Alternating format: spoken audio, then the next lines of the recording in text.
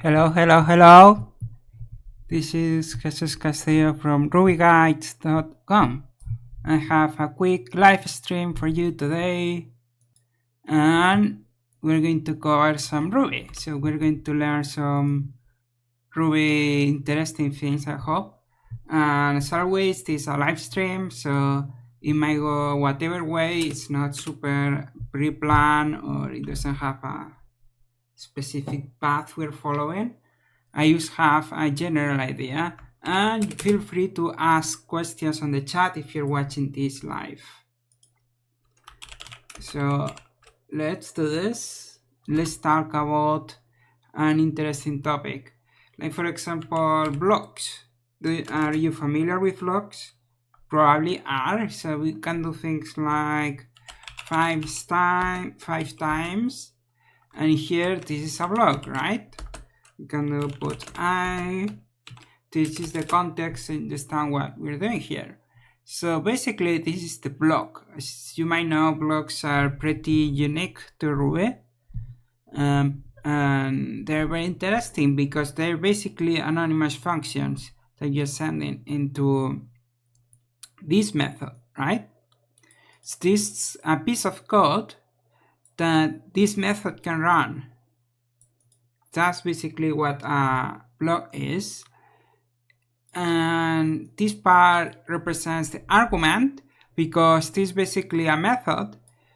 Methods have arguments, as you know. Well, this is the argument for this block. This is what the code for this block. So basically what it's saying, we can read this very naturally. It says 5 times do whatever the block is. In this case, 5 times puts I. What's I? Well, I is whatever argument this is. This is going to be coming from the times method.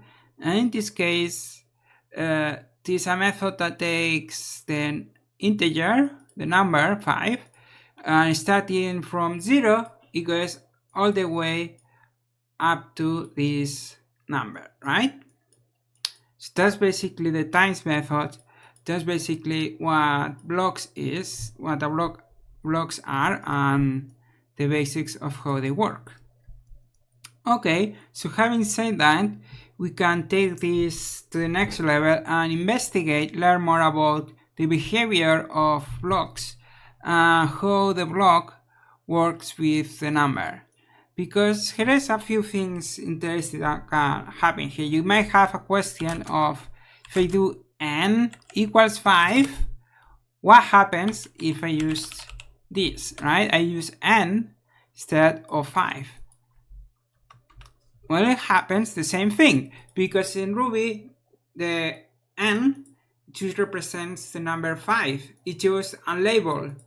N is just a label for the object, the integer 5, because numbers are also objects in Ruby, just like strings are objects, and you can find out types of class, and of course you get integer because it's a class.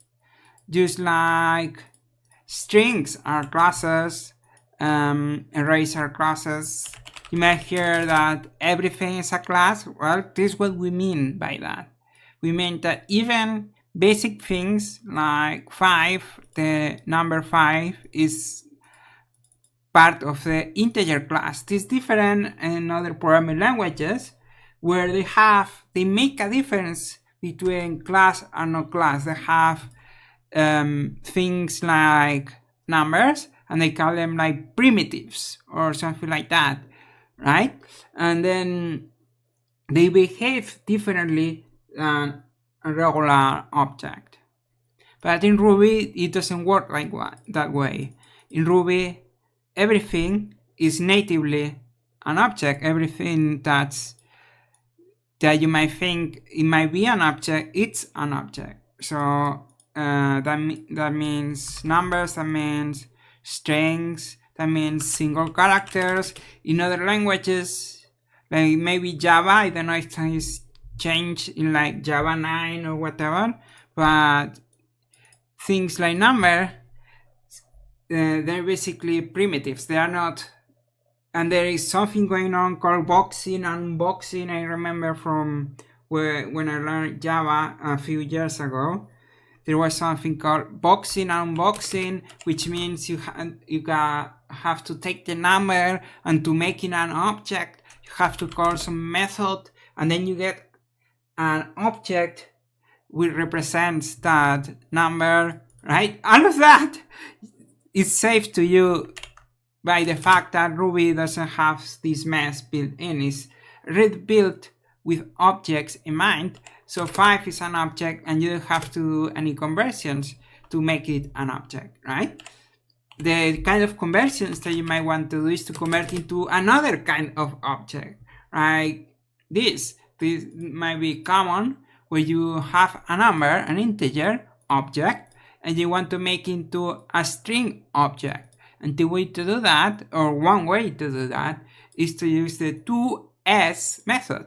What does toS mean? What do you think this means? Well, to is very clear, nothing special. To, we are going from A to B, right? A to B. That's what the to means. We're going from something to something else. And S, what do you think the S means? Well, it means a string, right? So we are doing from integer to string. So that's what the toS means. So you see, methods have meaning, right? They are not just random characters that we type. And you should follow this when you name your methods. I don't like shortcut methods like this. In this case, fine, because it's a built-in method, it's built into the language. But if you're building this kind of method, I will probably have it the full name, right? So you have to be guessing. So that's a little another path used to cover that, because a lot of people don't know these basic things, and then they get confused. They go to Rails without knowing these basic things. They get all kinds of confused, and they have to ask all kinds of questions in random places, like some Facebook groups, and then they look silly because they don't know these basic things, right? So it's very important. Or you go to a coding interview, you don't know these basic things, and then you don't get hired because you're supposed to know these basic things. And that's why I want to cover this as many times as necessary. Okay, so we have our block. This is something interesting, right? Because I mentioned that variables are just labels for our objects. What that means is when I do n.times puts I, that's the same as 5 times puts I. So we can demonstrate this. One way to demonstrate this, we can try to change n and see what happens. Let's say we change n, and we still see the same amount of things printed, right? So we can do this, we can put I, and we just do this, and we get, that's interesting. Oh, because n changed, of course. So if we do this, we have to remember to reset n. I'm just trying to make a point here so you see that variables are in fact not the numbers themselves, not the objects themselves, but labels for the objects. What that means is that this, if I change the variable, in this case, I'm just reassigning the label, right? So this is going to become 4. So I'm going to change these 5 objects, right? That's basically what's happening here. And also notice that we still have the same amount of printing, even if I change n. This method is going to be based off the original number, right? No matter what I make n be, I can make n0, it's still going to work. And in fact, we can also do this down or up to 10, and even if I make n 10, we still get the same kind of printing, even if I even change n, right? But this is different with arrays. Why? Because arrays are containers of objects, right? And let me know if you have any questions about this in the chat. So we have Lavi Shuban in the chat. He says, hi Jesus, well, hi Alavne, how are you doing? And we have someone else, I think a Russian name, which I can read. He also says hello, well, hello there, I hope you're doing well. By the way, if you're new here, my website is rubyguides.com. rubyguides.com. Here is where you will find lots of Ruby tutorials. You will find my newsletter and my Ruby book. Go there if you want to improve your Ruby skills. Okay, so let's keep going with this. We're going to take this one step further. And now I'm going to make this an array. And this is going to be different. First, because we need to use an array method, right? What kind of array method can we use? Well, for example, each. So in here, if we print it, it's empty, right? So we can put in some stuff, some things inside this array. Maybe we can make this like some characters, just to see that it's different from numbers, if you want. Let's have 3 A's. What happens? Well, we print 3 A's, right? You put another in there. What happens? Well, we print 4 A's, right? Nothing special here. Now, notice what happens if I change n. I change n. What's going to happen is, let's say I delete and remove one of the values from n. No, because n, it's an array, it's a container, so we can change a container. You can't change the number 5 because the number 5 is fixed, right? Static, doesn't contain anything. It's just the number 5. If we change the values of numbers, like in real number, you take a number and we say, okay, 5 is now 10.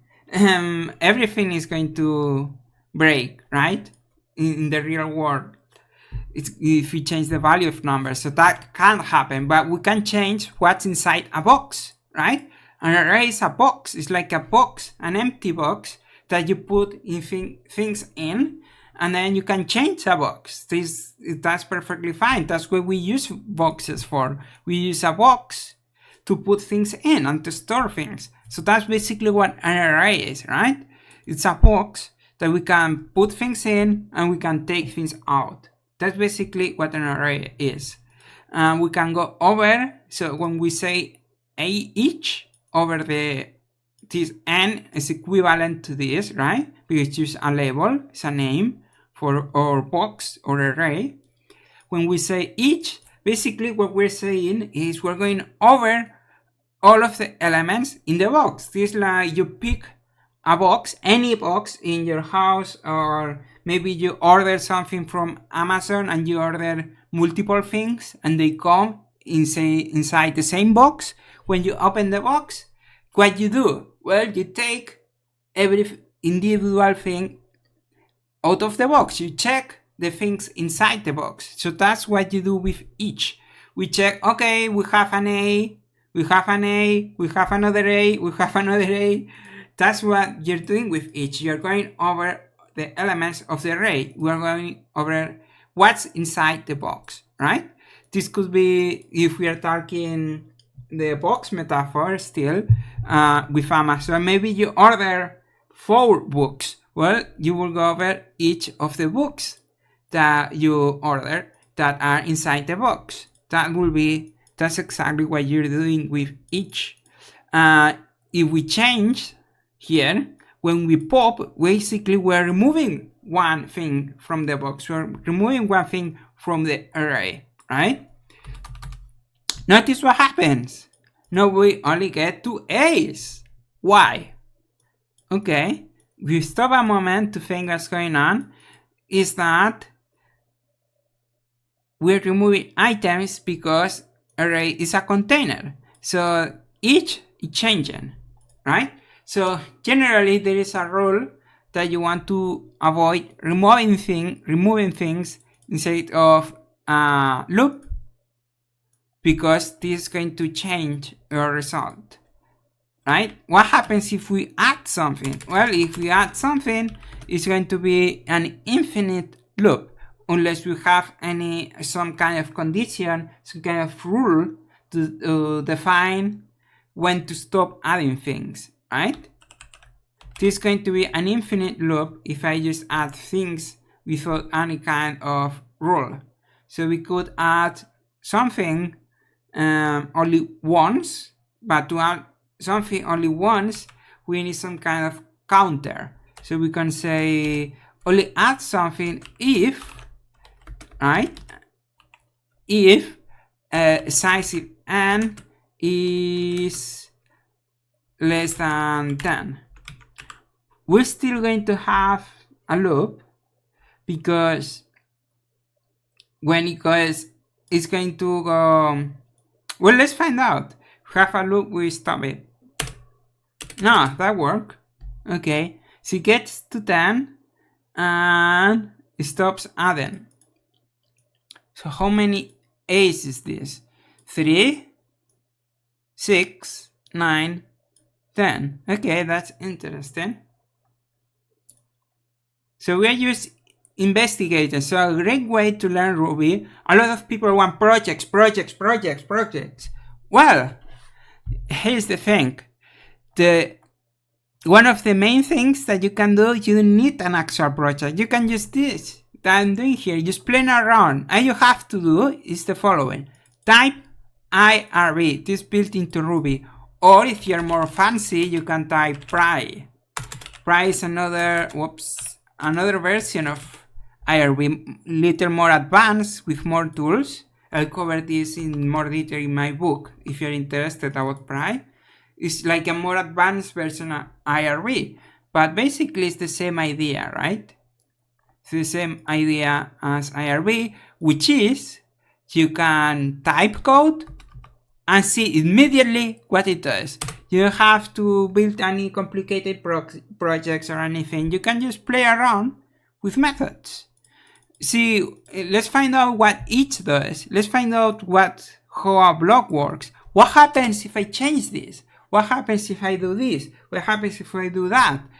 That's a great way of learning. You just have to open IRB, open pry. Just start typing code that you read in tutorials, in articles, in books, right? And see what happens. Change it. See what happens, right? That's a great way to learn Ruby and to learn how different things behave. Because I've seen people that they can build a simple Rails app, but they can even do a very simple thing like a times loop. They can even print the numbers from 0 to 5, which is like the most basic thing in programming. They can't do that, but they can build you a simple Rails app. I don't think, here's what I think, if you can't print numbers like in a loop like this, like 1 through 5 or 0 through 5, then you are not a programmer. At least not a professional programmer or a basic programmer at all. So that's why you have to learn Ruby, because Ruby is different than Rails, right? Ruby is the programming language. And yes, I know some people ask me this. Ruby is still worth learning, right? There's people that want you to go to their thing. This happens with everything. It's not just programming. Yes, still worth learning. Okay, so this happens with everything, not just programming. People want their thing to be better, the thing that they are doing, whatever it is. They're going to tell you that their thing is better and the thing you're doing is not that good. Why? Because they want their thing to be more valued, and they want their choice to be validated, right? But Ruby, there is facts to show you that it's still worth. There are many conferences, not right now because of the whole thing is going on in the world, but if you look for Ruby conferences for last year, there are lots of them. You can even find recordings, lots of speakers, lots of companies looking to hire, right? People don't spend a lot of money on tickets, on conference tickets, on building conferences. It's a lot of work and a lot of money to build these Ruby conferences. And people have to travel, and people have to build expensive tickets, and speakers have to do a lot of work to prepare their talks. Do you think that will be happening if these people didn't think Ruby is still worth using or learning? No, it wouldn't be happening. But because these people know that and feel that Ruby is a really good programming language, then they do it. If you like it, if you enjoy it, do it. You don't have to listen to other people, right? And there's still gems, there are new tools being developed. For example, one you might want to look at is called Sorbet. This in fact is created by a big company called Shopify. I believe that's correct. Shopify is creating this big tool called Sorbet, and it's a tool for Ruby. What does it do? It does static analysis. Think that's correct, or like that, maybe. Let me know if that's the correct spelling. This is a really pretty new tool. What it does is static analysis. Static analysis, it reads your source code. And then it gets information from that source code. And that way you can find problems. You can find bugs, errors in your code. And also it can tell you, it can help you with your method. So it builds like a catalog of your methods. So you have a method called, you have like defcat, and that will be some method you're defining, right? Def is for define method. Then this Sorbet tool will tell you, okay, you have this method, and apparently, according to the tool, it takes a string as one of the parameters, right? And that can help you because if you call this method and you give it an integer, what do you think will happen if your method expects an integer? Well, if the method is not well built, which is often the case, then you will get a fat big error, right? Error message. But with this tool, which my understanding is something like this going to be built into Ruby itself by Ruby 3.0, Ruby, which is under active development. Another reason that Ruby is very worth it to learn and to go all in, to put all of your chips into learning Ruby if you are learning a programming language, right? Is because it's active development and it's going to have built-in features like this. It's not going to be Sorbet itself as I understand it. It's going to be something even better that's going to be built into the language itself. So you're going to have these features which protect you from making errors, right? So that's very good, isn't it? Do you agree? So let me know what you think about that. I know we changed a bit of the topic, but as I said, this is a live stream, so I change all over the place. So we have some comments. We have Alafni. He says, yes, I'm referring your videos on site. Also, Jesus, it's very helpful for me improving my Ruby skills. Well, thank you. And if you like this, make sure to click the like button, subscribe to the channel if you haven't yet, and visit rubyguides.com, where you will find a lot of my content for you to improve your Ruby skills. So what else do we have? We have, can we use times methods on array? I believe we can. No, that wouldn't make a lot of sense, right? Let's find out. No, it's not a method. So methods belong to classes, right? So the class has to define that method to be available. So it's not the case, as you can see, because it says no method error, no method. So it's not defined, therefore we can't use it with arrays, right? How will you find this out? Well, the Ruby documentation is one way to find this out, to find what methods can be used with what objects, right? I show you different ways to access this documentation on my Ruby book. You have that when you check the first two chapters, the introduction and the chapter on Pi. I explain how to access the Ruby documentation. We give you one extra one, which is to use RI. So you say RI, the name of the method, and you can also get access to the documentation. So this is another way to do it, right? As you can see, it says times, and says implementation from integer, right? So that means that you can use this method with the integer class. You can also use it with this process class, apparently, and with this GL control, which comes from a gem. And that's about it. Okay,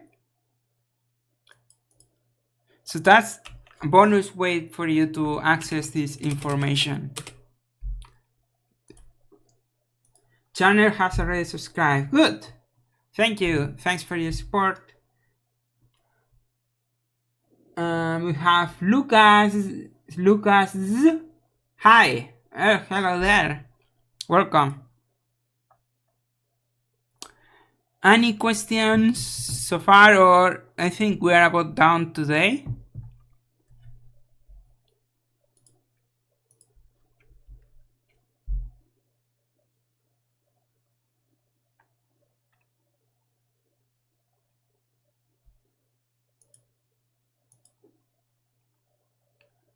Well, that's it for today. Thanks a lot for watching. Remember to watch more videos on the channel. There are 100 videos you can watch right now on the channel, and over 100 articles on my website, rubyguides.com. Thanks a lot for watching. I will see you in the next video.